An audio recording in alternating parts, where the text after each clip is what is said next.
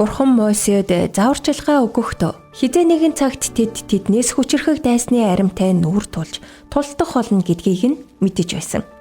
Тиймээс Бурхан Мосед чи дайсантайгаа тулалдахаар гараад морд, тэрэгт зэрэг өөрийнхөөс чинь илүү олон хүнийг харвал тэднээс бүү. Учир нь чамайг Египт нутгаас авчирсан эзэн Бурхан чинь чамтай хамт байна.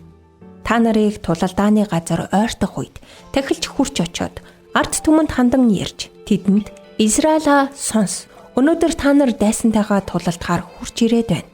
Бүү зүрх алд. Та нар тэднээс бүү, бүү чичир, бүү цочирд.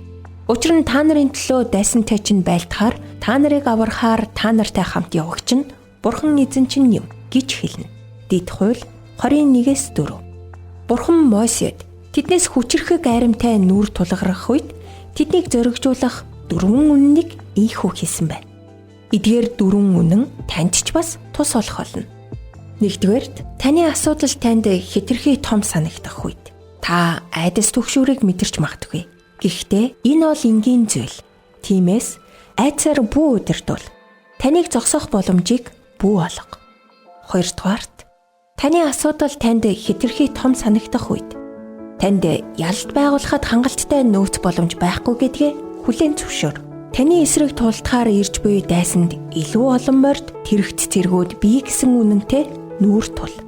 Гуравдугаарт таны асуудал хэтэрхий том санагдах үед Бурхантай хамт тулаанд орох болно гэсэн амлалтыг сан. Эцэст нь таны асуудал танд хэтэрхий том санагдах үед Бурхан таныг урд нь аварч байсан шигээ энэ удаач таныг аварч ялалт өгөх болно гэдгийг сан. Ром номын 8:31-т Хэрв Бурхан бидний талд юм бол хэн биднийг эсэргүүцэх вэ гэсэн ишлэлийг энэ цагт танд нэмж сануулъя.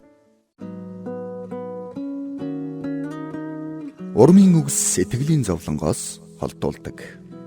Хадагтай Дарлин Салагийн урам зоригийн үгс нэвтрүүлэг танд хүрлээ. Бидэнтэй холбогдох утас 8085 99 тэг тэг